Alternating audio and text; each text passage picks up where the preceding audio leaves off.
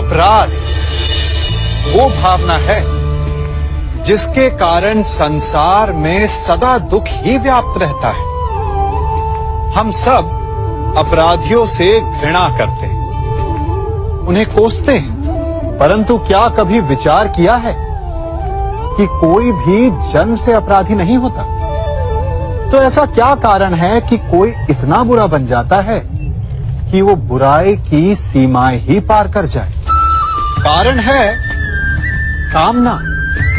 यदि कामना पर नियंत्रण ना रखा जाए, यदि कामना को पूर्ण करने के लिए परिश्रम ना किया जाए, तो वो तृष्णा में बदल जाती है, और तृष्णा लालच में, और लालच छल में, और छल करते ही मनुष्य अपराध की ओर अपने पग बढ़ा देता है। इसलिए ये अत्यंत आवश्यक है कि मन की कामनाओं पर नियंत्रण रहे। यदि मन पर नियंत्रण रहेगा तो अपराध पर स्वयं ही नियंत्रण हो जाएगा। हम सबका मन करता है कि हम जीवन में ऐसे शिखर पर पहुंचे जहां हमसे ऊपर कोई ना हो, जहां हमें कुछ करने की आवश्यकता ना पड़े, है ना? कुछ लोग इस शिखर पर पहुंच भी जाते हैं, परंतु उनका मन सदा विचलित रहता है। इतनी मनोरंजक बात है ना कि जिस विश्राम को पाने के लिए हम इतनी मेहनत करते हैं, इतना परिश्रम करते हैं, वो हमें मिलता ही नहीं। कारण स्वयं सोचिए, वन का राजा होने के पश्चात भी सिंह को अखेट के लिए परिश्रम क्यों करना पड़ता है? सोचिए।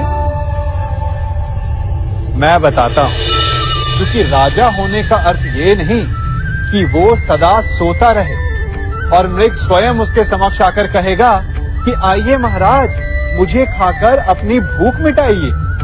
तो समझ लीजिए, कार्य आपके परिश्रम से संपन्न होते हैं, केवल कामना से नहीं। यदि आप नीचे हैं तो सदा स्मरण रखें कि आपका परिश्रम ही आपको ऊंचाइयों पर ले जाएगा, और यदि आप ऊंचाई पर हैं तो वहां पर भी रहने के लिए आपको निरंतर परिश्रम करते रहना होगा। अर्थात परिश्रम से मुक्ति नहीं है, क्योंकि परिश्रम ही जीवन है। सबसे अधिक महत्वपूर्ण क्या है? जीवन, या जो जीवन में पाया, यात्रा, या यात्रा पूर्ण करने के बाद पाया गया लक्ष्य, कर्म या उसके फल? बहुत ही महत्वपूर्ण परंतु विकट प्रश्न है ना? परंतु तनिक धीरज से सोचेंगे तो इसका उत्तर अधिक कठिन नहीं है। यदि जीवन यात्रा है तो उसका लक्ष्य क्या होना चाहिए? स्वयं सोचिए। मान, संतान, धन? नहीं ना। अंतिम लक्ष्य है परम आनंद, और ये अचानक से नहीं मिलता। इसे पाने का केवल एक ही उपाय है, और वही आपका कर्म है, वही आपकी यात्रा भी, और वही आपका प्रारब्ध भी है। और आपको कौन बताता है कि आपके लिए सही क्या है? वो है आपका मन, जो मस्तिष्क की भांति हानि और लाभ नहीं सोचता, जो आपको ये बताता है कि शुभ किसमें है, संसार का कल्याण किसमें है, आनंद किसमें है। यदि आपका मन संयमित है तो वो आपका सबसे महत्वपूर्ण मार्गदर्शक है, जो आपकी यात्रा, आपका लक्ष्य, आपके कर्म और उसके फलों को सबको शुभ बना सकता है।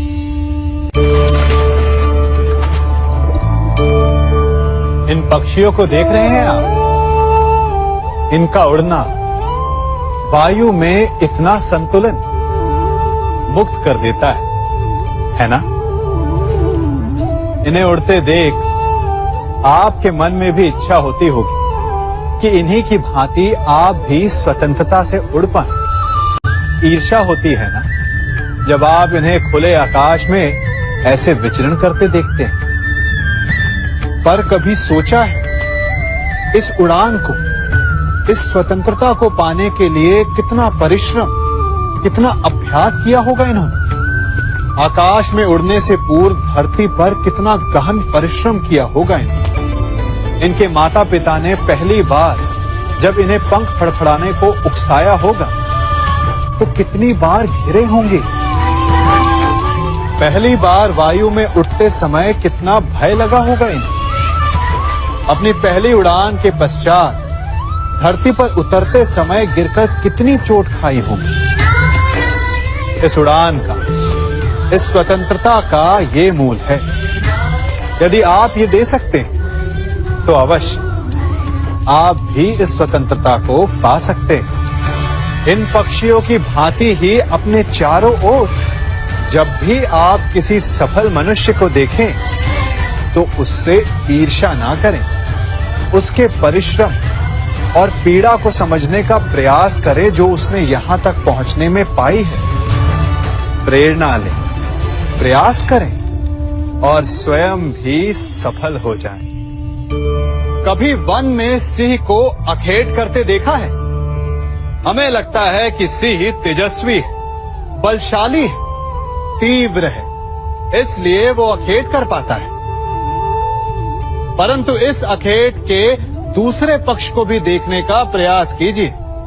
सिंह अखेट तभी कर पाता है जब हिरण आस छोड़ देता है, जब वो भागना बंद कर देता है, जब वो संघर्ष करना छोड़ देता है। सिंह हिरण की मृत्यु नहीं चुनता, हिरण स्वयं अपनी मृत्यु चुनता है। ठीक उसी प्रकार असफलता हमें नहीं चुनती, हम असफलता को चुनते हैं। ये हम ही हैं जो आशा को छोड़कर संघर्ष करना छोड़ देते हैं और भाग्य का अखेट बन जाते हैं। इसलिए संघर्ष करना मत बंद कीजिए, प्रयास करते रहिए और सफलता आपकी मुट्ठी में होगी। जब घर में अंधकार छा जाता है तो प्रकाश लाने के लिए आप क्या करते हैं? दीपक ढूंढते हैं और उसकी लौ को प्रज्वलित करते हैं और फिर अंधकार अपने आप दूर हो जाता है।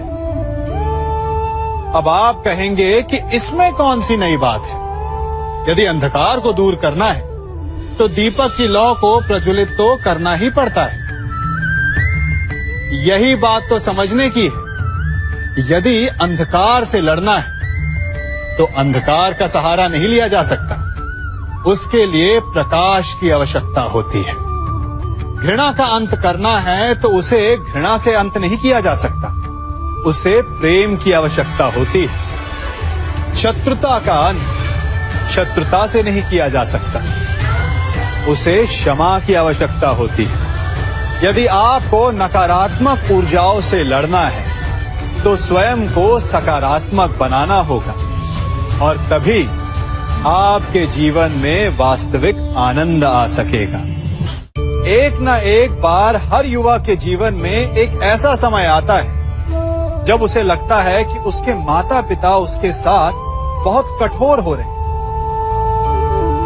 मैं आपसे पूछता हूं, क्या आपने कभी कुम्हार को मटकी बनाते हुए देखा है? वो गीली माटी से मटके को चाक पर आकार देता है और वास्तविक आकार वो मटकी को तब देता है जब वो लकड़ी के संभल से मटके को बाहर से पीटता है। हम सभी उस कुम्हार को मटके को पीटते हुए देखते हैं, परंतु उस कुम्हार के उस हाथ को नहीं देखते जो मटके को भीतर से बाहर की मार से सहारा दे रहा है। हमारे माता पिता भी ऐसे ही होते हैं। अपनी संतान के भले के लिए, उसके भविष्य को आकार देने के लिए कभी कभी वो कठोरता को भी अपनाते हैं। आप केवल उनकी कठोरता को मत देखिए, उस संभल को भी देखिए जिसने आपको भीतर तक से संभाल कर रखा है।